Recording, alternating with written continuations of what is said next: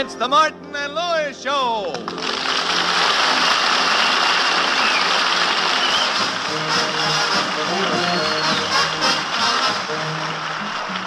The National Broadcasting Company brings you transcribed from New York, the Martin and Lewis Show. Our guest tonight, Marilyn Maxwell, and featuring Flo McMichael, Dick Stabile and his orchestra, and starring Dean Martin. Don't blame me for falling in love with you. And Jerry Lewis. Oh, darling, don't blame me for falling in love with you. Your lips have the scent of May wine. Your hair the scent of orchids. So can I help it if you held me captive under your smell?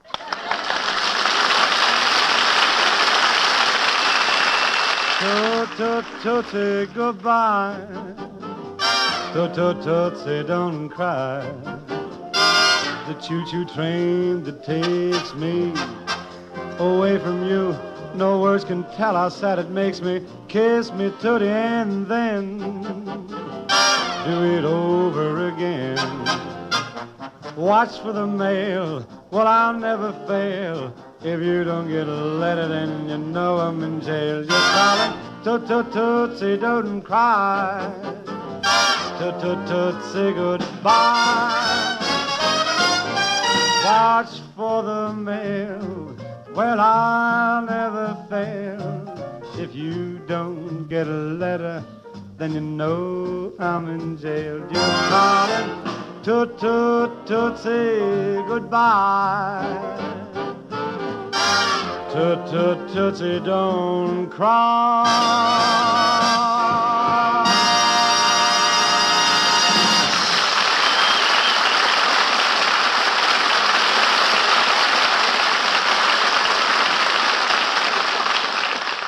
Last night, Miss Marilyn Maxwell dropped into the Copacabana nightclub here in New York to watch Dean and Jerry's act. Although the boys didn't meet her, Jerry was swept off his feet by her charms and stunning beauty. This morning, though Dean doesn't realize it, the inevitable has happened.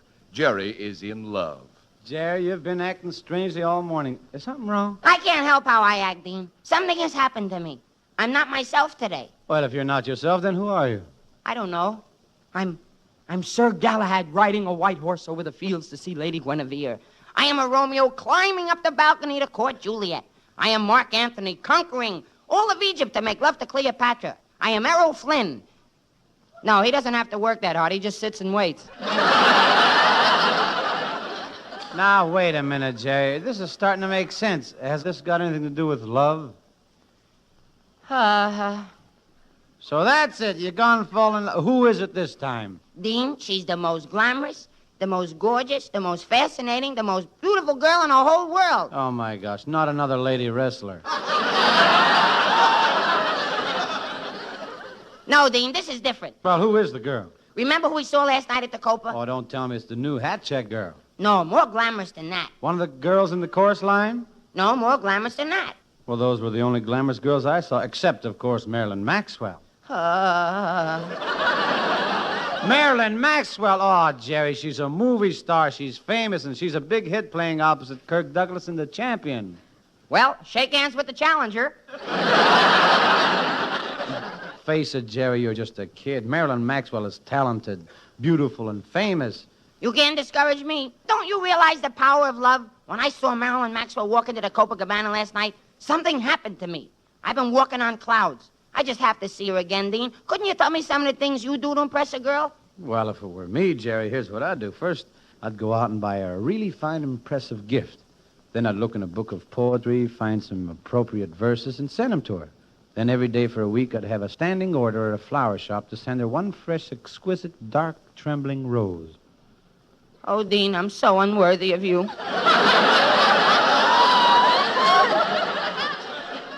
But that's not your type, Jerry. You ought to give up the whole idea. Give up? How can you say that? Jerry Lewis never gives up. I'm going to take Marilyn a nice, expensive present and lay it right at her feet. Come in. Who is it? It's me. Well, Florence. Hi, Florence. How's the most beautiful secretary in the world? What? What? I just said you're beautiful. Mr. Lewis, have you been chewing catnip again? You know, in a way he has, Florence. Jerry thinks he's in love, and he's decided that everything and everybody in the whole world is beautiful. Well, who's he in love with? Marilyn Maxwell. Oh, she's on the stage at the Capitol Theater. I saw that show. My boyfriend took me, and we sat in the balcony. How'd you like it, Florence? The show or the balcony? I mean the show. How did you like Marilyn Maxwell? Wasn't she gorgeous? Wasn't she glamorous? Wasn't she beautiful? Well, I figure I'm just as good as she is. And besides, she's not here, and I am. That gives me an edge. Yeah, but that's the wonderful thing about Marilyn. No edges, just curves. Listen, Florence, I want you to come along with me to Tiffany's and help me pick out a present a girl like Marilyn would be sure to like. Oh, I'd love to. Well, you two go on ahead. I'll see you later.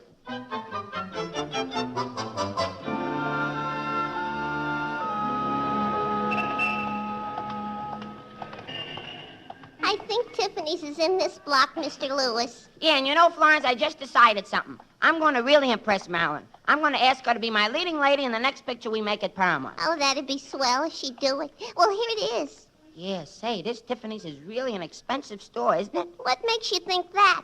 Look who the doorman is. Ali Khan. Let's go in. Oh, there's a salesman. Hey, boy, let's snap into it, buddy. What do you say? I can always go to Walgreens, you know. How do you do? Welcome to Tiffany's. May I be of service? Well, I want to buy a present to impress a beautiful actress whom I haven't even met yet. Yeah, you see, this girl doesn't even know he's alive. Well, frankly, he had me puzzled for a minute. Have you got something nice in jewelry, say, a diamond? Oh, certainly, sir. Here's a nice diamond. I'll put it on the counter so you can look at it.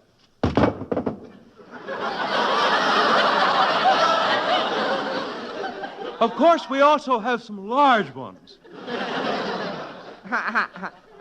No, I think this would be big enough. Say, what are those 3 holes drilled in the diamond for? Well, you see, on Wednesday nights, Mr. Tiffany goes bowling. Well, I'm sure that would be too expensive for me. Perhaps I could suggest something if I knew what kind of a girl this present is for. Oh, well, she's got beautiful blonde hair, and lovely soft eyes. Yes? And she's got red, luscious lips and a wonderful figure. Yes, but what is it about her that attracts you?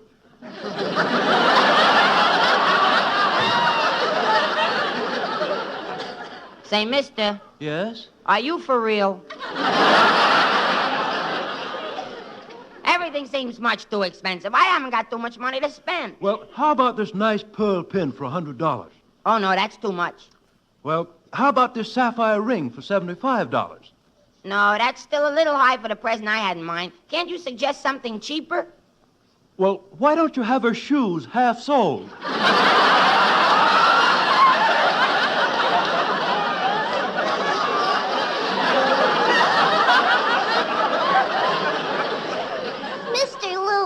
Maybe we shouldn't have come to Tiffany's in the first place.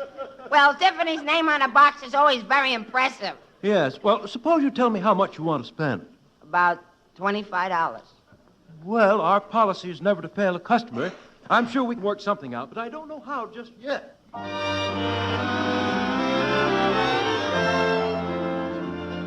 Well, while the man at Tiffany's is trying to help Jerry, Dean has just arrived at the Capitol Theater hoping to talk to Marilyn Maxwell.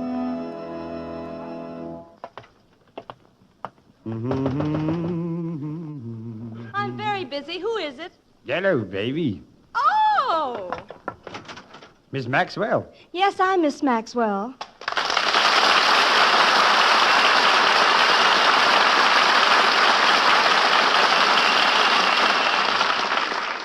Excuse me, but where did Mr. Gable go? I don't know, baby.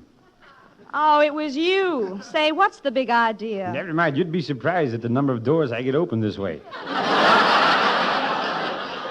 Wait a minute. I recognize you. Aren't you Dean Martin? Oh, that's right. You must have heard me over at the Copacabana. Well, I was there the other night, and I saw you working, but I couldn't hear you sing. Well, were the acoustics bad? No, I was there with Perry Como, and he kept dropping his knife and fork on the plate. Yeah, that Como's, he's unfair. When I go to listen to him sing, I always applaud very loudly. All through his numbers. Well, what did you come to see me about, Dean? Well, it's about my partner, Jerry Lewis. He's on his way over here right now. He is? To see me? Yes, Marilyn. You see, last night he saw you when you came to the Copacabana, and now he thinks he's in love with you. Oh, really? Well, it's probably just puppy love. Hasn't he ever done this before? Yeah, and that's what's got me worried. This is the first time it hasn't been with puppies. Oh, well, Jerry will get over it. Well, I don't know. In his sleep last night, he kept yelling, Marilyn, kiss me, and squeezing his pillow. And he's... Well, that's not so serious. You think not? This morning, he didn't eat any breakfast. He just sat there exhaling feathers.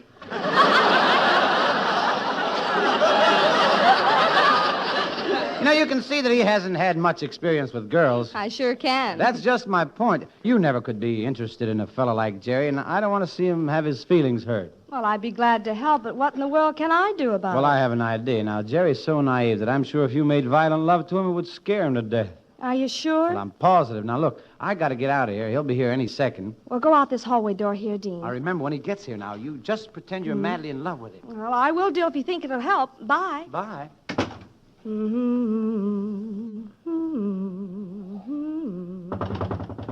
Yes, come in.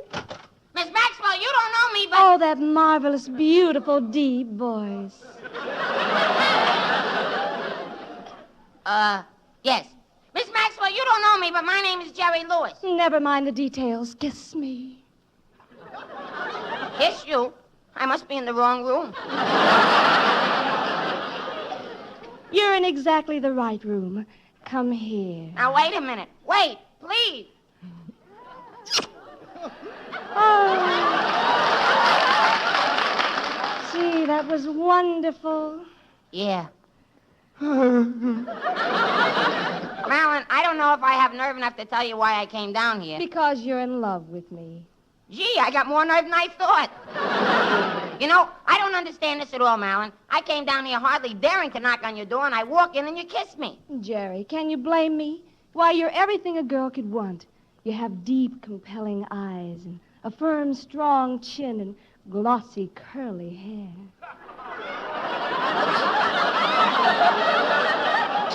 Who? Me? Yes, Jerry, I think you're the most beautiful man I've ever seen. Marilyn, have you been chewing any catnip lately? Jerry, you've been holding on to that little package ever since you came in here. What is it? Oh, I almost forgot. It's a present for you. Here. Oh, well, I can hardly wait to get it open. Oh, a lovely box from Tiffany's. But all I see in it is 2 sticks of juicy fruit gum. Well, the box cost $24.98, and I only had 2 pennies left.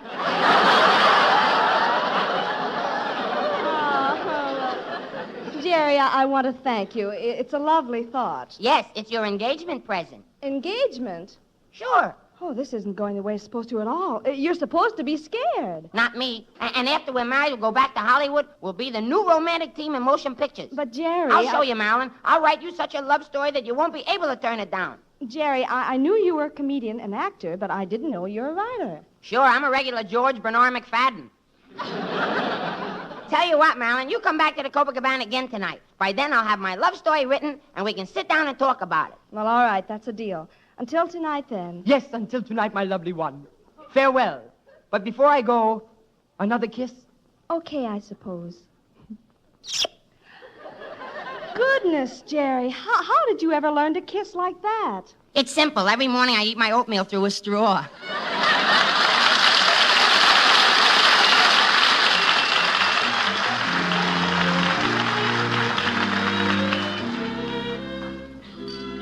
It's now 6 hours later. We're at the Copacabana nightclub where the first floor show is just concluding with Dean Martin about to sing his new song, Sault Ste. Marie. I fell in love in Sault Ste. Marie. My every dream came true the moment you walked by. 'Neath stars above, I held you to me, and we kissed till the dawn touched the sky. We said adieu in Sault Ste. Marie, and though we had to part, I left my heart with you. So, my love, wait for me, and I'll come back to you in Sault Ste. Marie.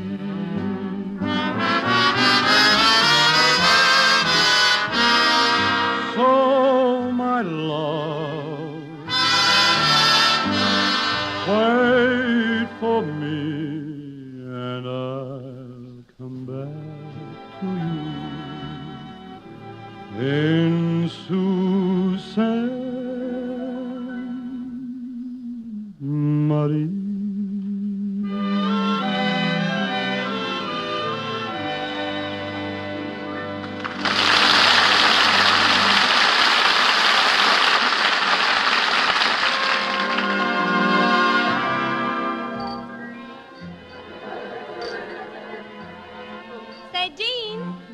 Oh, hello, Marilyn. What are you doing here at the Cope again tonight? Oh, Dean, sit down at the table a minute. Jerry invited me, and I had to come. Look, you got me in an awful mess. Well, why?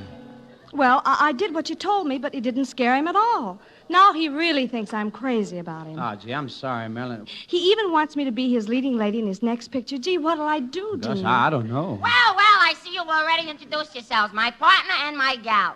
Hello, Marilyn, my beautiful dreamboat. Listen, you want to hear something funny? What? This'll kill you. This morning when I told Dean how I felt about you, he said it was just puppy love. Well? Lean over and say hello to a Great Dane.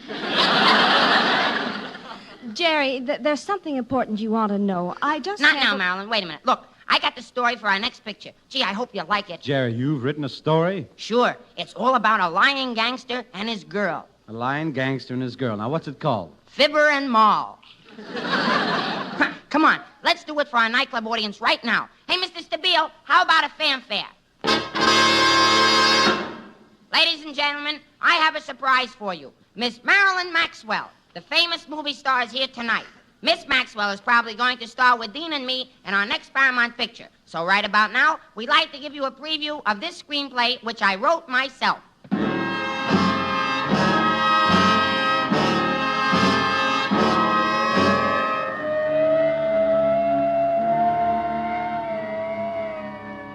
The scene is the big house.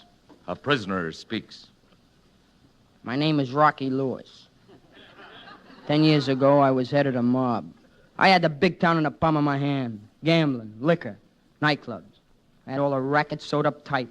I was pulling down a cool $45 a week.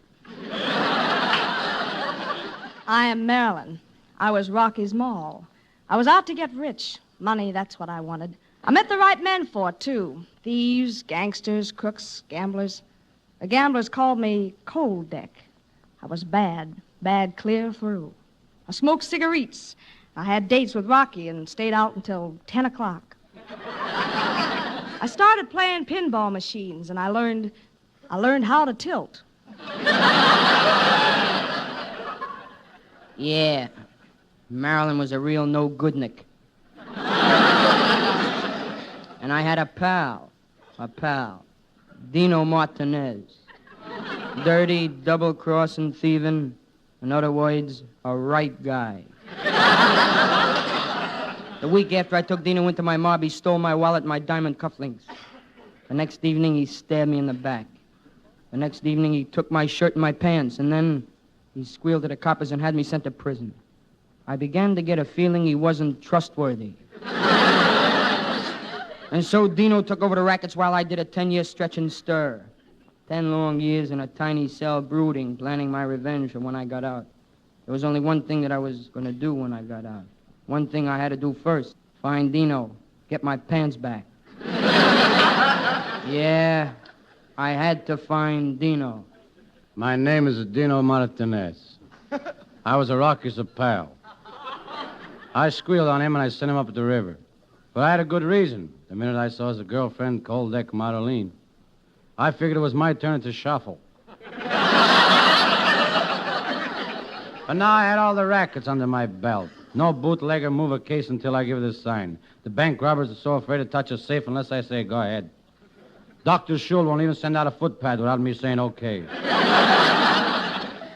Yeah, that's my pal and that's my gal. And here I am in this tiny cell in the big house, with no one to talk to but my cellmate Nosy, who never says a word. Well, what's this? The warden is walking straight toward my cell. Hey, warden, what's that paper? Is that a pardon for me? No, Rocky, it's a pardon for your cellmate, Nosy.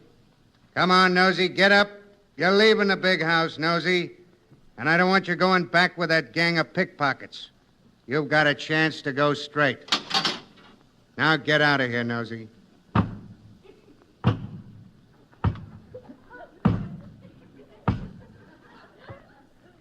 Well, warden, at least I'll have more room in here without that elephant.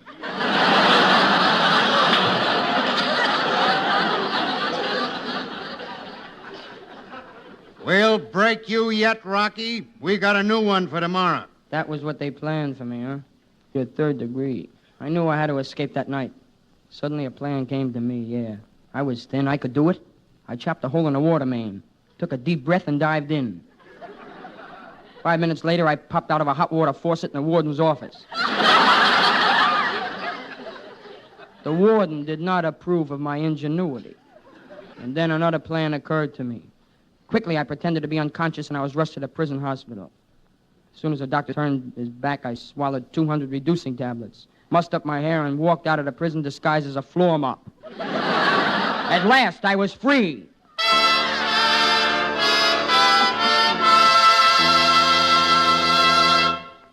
I had but one thing in mind. I had to find out if it was true about Dino taking over with my girl, Marilyn. Soon I was outside Dino's door, listening. I heard, I love you. I'm mad about you. I'm only happy when I'm with you. You're my favorite person. I could tell he was alone.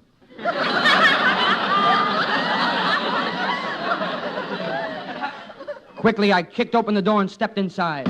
I'm back, Dino. Yeah, Rocky? Yeah, back from where you sent me, Dino. You know where. They took me to the big house, and they took away my name. I became convict number 1423768, 24298324, 112897763, 7249283291-4. It was printed across my chest. But I'm tough now, Dino. Tougher than when I went away. And I want a little information about you and my girl, Marilyn. You're not so tough, Rocky. Now stop stalling, Dino. Where's my girl, Marilyn? Marilyn, I kissed her goodbye the night they sent you away 10 years ago. Open up, Dino, honey. It's me, Marilyn, your ever-loving baby doll. Let me in, honey. I'm in a hurry.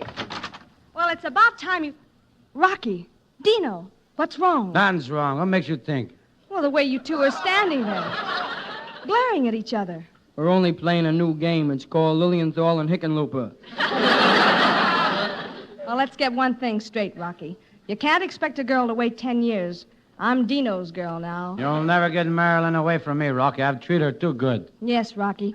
Dino bought me a mink coat. Come back with me and I'll buy you a sable coat. And Dino bought me a lovely pearl necklace. Come back with me and I'll buy you a diamond necklace. And Dino even bought me a Hudson that you stepped down into. That's nothing. I'll buy you a Hudson that you can sail boats up.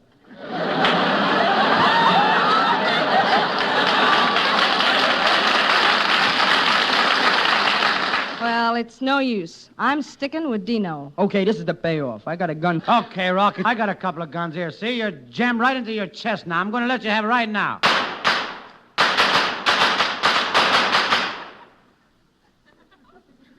Missed me.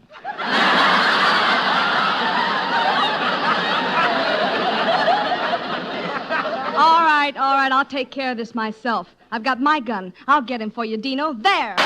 Oh! She got me, Dino. I'm done for. This is it. The end. The big payoff. Everything is getting darker and darker.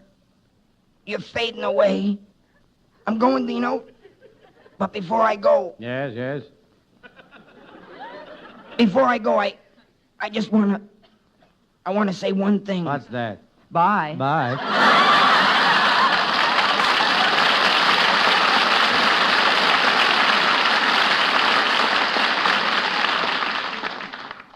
Poor Rocky. He's gone. Yep, Rocky's gone, all right.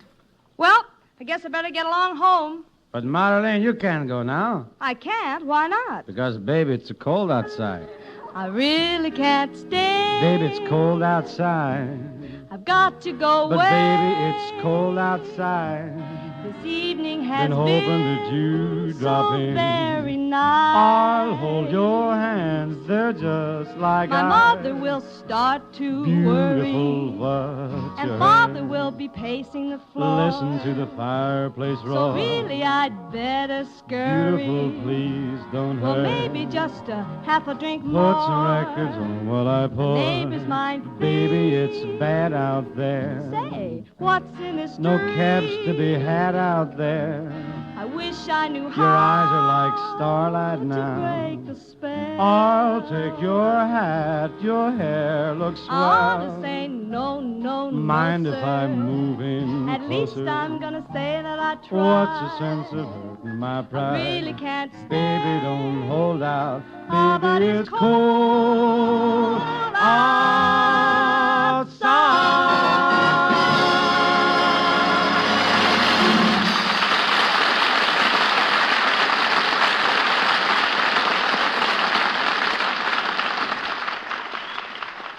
Well, Marilyn, you heard my little masterpiece I wrote. When do we leave for Hollywood so you can be my leading lady? Well, Jerry, I've been trying to tell you, I can't be your leading lady. I have contracts for the next 2 years. It's just impossible. I see. But you will be my girl, won't you? Well, that's another thing I've been trying to tell you. You see, Oh, I'll explain, Marilyn. Jay, when you told me how you felt about Marilyn this morning, I couldn't let you go over to see her and get your feelings hurt. So I went over first and told Marilyn about this puppy love you were going through, and she agreed to pretend she was in love with you so that you'd be scared back to your senses. Is this true, Marilyn? Yes, Jerry. I'm sorry. Gee, all the time I thought I was making love, I was only making a boo-boo. Well, don't feel bad, Jerry. Someday the right girl will come along. No, I'm afraid not, Marilyn. I'll give you up. But if I can't have you, I don't want anyone. No girls, and that's final. I'll get it. Hello. Oh, just a minute. Sure. It's for you, Jerry. A girl. A girl? Give me the phone. Hello? I don't care what your name is. Will you marry me? Oh, Jerry, thank you, Miss Marilyn Maxwell, for being a wonderful guest. Thank you, folks. Good night.